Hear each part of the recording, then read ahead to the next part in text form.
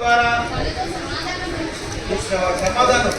సమాధానం పరచుకొని ఆ సమాధాన పరుచు పరిచర్యను అందరికీ కూడా ఏం చేసినట ఆ పరిచర్యను నీకు నాకు మనందరూ కూడా నాకే వర్తించండి దేవుడికి చదవడం నడుము తోడు గట్టి అది మన వాక్యమైన ఆత్మ గడపము రక్షణ స్థిరస్థానం అవన్నీ మనందరికీ కూడా అవి మనకు అనుగ్రహిస్తాయి. అది అందుకోసం ఇక్కడ అన్నాడు సమస్తమును దేవుని వారైన సమస్తం కూడా నాకు కాలేదు అనడానికి వీలేదు, నీకు కాలేదు అనడానికి వీలేదు. సమస్తం కూడా దేవుని వల్ల అయినవి అన్ని కూడా ప్రతిదీ కూడా దేవుని వల్ల సమస్తం దేవుని వల్ల ఆయన వాళ్ళను క్రీస్తు ద్వారా ఆయన ఏం చేసినాడ వాళ్ళను క్రీస్తు ద్వారా ఆ క్రీస్తు ద్వారా ఏం చేసి తనతో సమాధానం ఎవరితో సమాధానం ఉండాలి దేవునితో సమాధానంగా ఉండండి మనుషులతో సమాధానంగా ఉండదు. దేవునితో సమాధానంగా ఉండలేకపోతే మనుషులతో సమాధానంగా ఉండలేదు. సమాధానం అందజేసి నేను సమాధానం ఉండాలి. అందరితో సమాధానం శక్తులతో సమాధానం ఉండాలి. మనకు విరోధులతో సమాధానం అందరితో కూడా సమాధానం ఉండాలి. సమాధానం లేకపోతే అది నెవర్ సదర్పణ సమాధానం ధరించుకోవాలి. సమాధానం పంచుకొని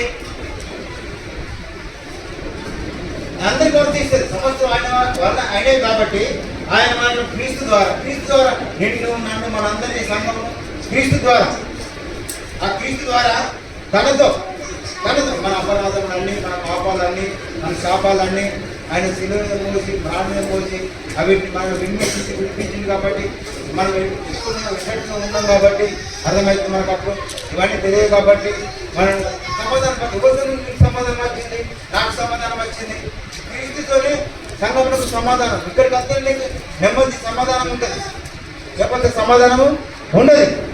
సమాధానం పంచుకొని ఆ సమాధాన పరచు పరిచర్యను పరిచర్య చేయాలి. ఎవరికి ఇచ్చినటువంటి పరిచర్య వాళ్ళు చేయాలి. ఇప్పుడు మనకు ఇక్కడ డ్రమ్స్ కూడా ఉండాలి, అవునా కదా? ఆ పరిచర్య మరి ఎవరు చేస్తారు? చెప్పండి. మనం చేసుకోకపోతే ఎంత షార్ప్గా ఉండాలి, ఎంత జ్ఞానం కలిగి ఉండాలి. ఇప్పుడు అన్న రాలేదు, అన్న రాకపోతే మనం అందరం ఉంటాం కదా, మంచిగా ఒక పని చేయాలి, అవునా కదా? మన పరిచర్య అందరం చేయాలి. మన అందరి బాధ్యత దేవుని పరిచర్య. సంఘం ఒక్కరి బాధ్యత చెప్పండి ఒకరి బాధ్యతనా కాదు, అందరి బాధ్యత. పరిచర్య అది సమాధాన పరిచర్య, అట్టి పరిచర్య మామూలు పరిచర్య కాదు, సమాధాన పరిచర్య. కాబట్టి పరిచర్య నాకు అనుగ్రహించి మనందరూ కూడా నీకు నాకు మనందరికీ కూడా అనుగ్రహించిన క్రియలు. హల్లెలూయా. కాబట్టి మనం ఎట్లుండాలి? సమాధానం అనుగ్రహించి దేవుడు నిన్ను నన్ను ఆశీర్వదించినట్టు మనము ఉండాలి. బలం కలిగి ఉండాలి, దేవుని జ్ఞానం కలిగి ఉండాలి, దేవుని ఆత్మ కలిగి ఉండాలి, విశ్వాసం కలిగి ఉండాలి. ముందుకు పోవాలి క్రియలారా మనం అందరం కూడా. హల్లెలూయా. అందుకోసమే మరి ఇప్పుడు ఎఫ్ఎస్సీలు 5:24 మనం చదువుకున్నాం కదా. ఇంతకుముందు మనం ఏం చేసి చదువుకున్నాం? 5 ఇప్పుడు చదువుకున్నాం. 5:24 తీయండి. ఎఫ్ఎస్సీ 5:24. సంఘము క్రీస్తులకు లోబడినట్లుగా భార్యలు కూడా ప్రతి విషయంలోనూ తమ పురుషులకు. మీరు ఎట్లా చెప్పాలి? వాక్యం చెప్పండి. మీరు ఎట్లా చెప్పండి ఈ వాక్యాన్ని. నేను ఎట్లా చెప్పాలి చెప్పండి ఈ వాక్యాన్ని.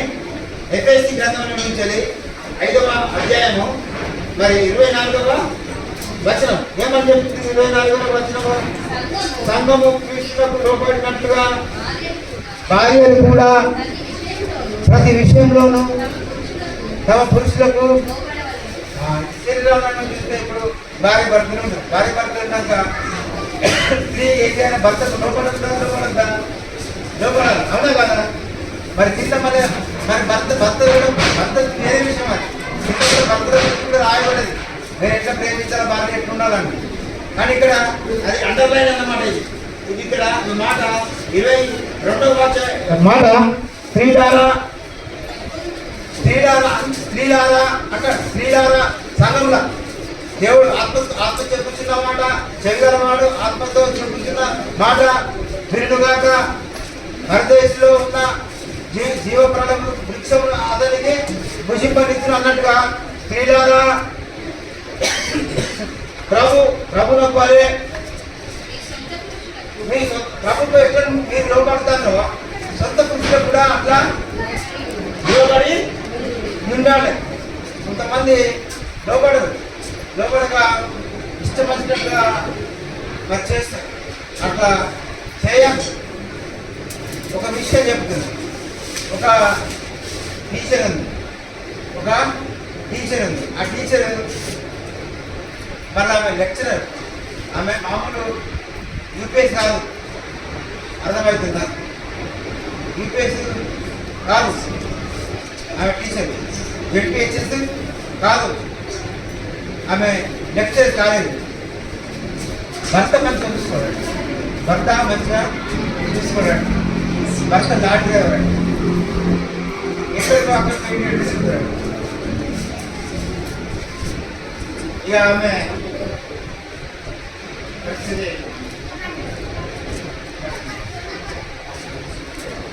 మనం లోపల దేవునికి లోపడాలి. ఇప్పుడు లోపడకపోతే ఎట్లా చెప్పండి? లోపడాలి. అందుకోసమే మరి నేను ఇంకా డెప్త్గా పోవాలంటే కూడా నాకు భయం అవుతుంది. స్త్రీల ప్రభుత్వం వలె మీ సొంత పురుషులకు లోబడి నుండి మనం ఇక్కడ దేవుడి సంఘంలో మనందరం కూడా లోపడతాం, మంచుకుంటాం. ఇక్కడ మరి ఇంటిపోయినాక కూడా మనం పురుషులకు లోపడాలి. అందుకోసమే మరి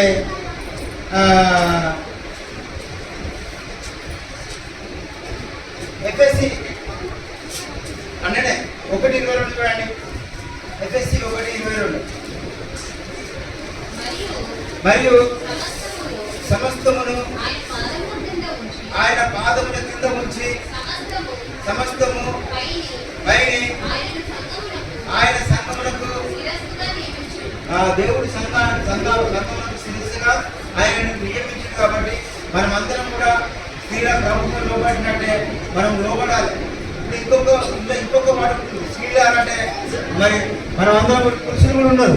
వీళ్ళందరూ కూడా పురుషులు కూడా ఉన్నారు, స్త్రీలు ఉన్నారు, పురుషులు ఉన్నారు. పురుషులు స్త్రీలు భర్తకు ఆయన మనకు భర్త అయినాడు. ఆడలో కూడా భర్త అయ్యే ఉన్నాడు, స్త్రీలో కూడా భర్త అయ్యే ఉన్నాడు. అవునా కదా? మరి ఆయన మనం సంఘంకు ఆయన శిరస్సు అయి ఉన్నాడు. కాబట్టి మనం ఇక్కడ ప్రతి మాటకు కూడా మనము లోబడాలి. ఇక్కడ ఏం చెప్తే మాటకు మనము లోబడాలి. లోబడకపోతే ఎట్లా చెప్పండి? సొంత పురుషులకు మనము లోబడాలి. సొంత పురుషులకు మనము లోబడాలి. అంటే మనం ఏం చేయాలంటే తగ్గించుకోవాలి. తగ్గించుకునే స్వభావం నాలో మనం ఉండాలి. అందరికి కూడా ఉండాలి. స్త్రీలకు ఉండాలి, పురుషులకు కూడా ఉండాలి. ఆ బాధ్యత ఉండాలి. అనుకోగలిగి ఉండాలి. అనుకోలేదు చాలా మందికి చేద్దామన్నటువంటి అనుకో లేదు. అనుకోలేక మరి ఇష్టం వచ్చినట్టుగా ఉంటారు. అలా ఉండడానికి వీలు లేదు ప్రియుల. కాబట్టి ఆయన ఎఫ్ఎస్సి 1:22 ప్రకారంగా ఏమని చెప్తాడు ఆయన? మరియు సమస్తము ఆయన పాదముల కింద ఉంచి క్రీస్తుకు ఆయన ఏం చెప్పినట? సమస్తము సమస్తం కూడా ఆయన పాదాల కింద మళ్ళా ఉంచుడు. ఇప్పుడు ఆయన సమస్తము ఆయనే కదా. అందుకోసమే సమస్తం ప్రతిది కూడా ఆయన పాదాల కింద, అంటే యేసు ప్రభు పాదాల కింద ఉంచిండు. కాబట్టి పాదాల నుంచి సమస్తము పైన ఆయనను, సమస్తమైనటువంటి పైన ఆయనను సంఘములకు శిరస్సుగా దేవుడు నియమించి మరి నిన్ను నన్ను మనం చెప్తూ వాక్యం చెప్పినప్పుడు వాళ్ళకి మనం విధేయతగా ఇప్పుడు ఉండాలి. దేవుడు ఆత్మనే చెప్తారు కానీ వేరే వాళ్ళ చెప్తారు కాబట్టి వాళ్ళని కూడా గౌరవించాలి. మనకున్నటువంటి పై అధికారులను కూడా మనము గౌరవించాలి. గౌరవించి వాళ్ళ బాటలో వాళ్ళ మార్గంలో నడవాలి. మనం తెలుసుకోవాలి. వాళ్ళ జ్ఞానం అర్థమవుతుందా? జ్ఞానం కనుగొనాలి. మనం జ్ఞానం తెలుసుకొని మాట్లాడాలి. స్త్రీలారా సంఘములకు లోబడినట్లుగా తమ సొంత పురుషులు కూడా వాళ్ళు లోబడాలి.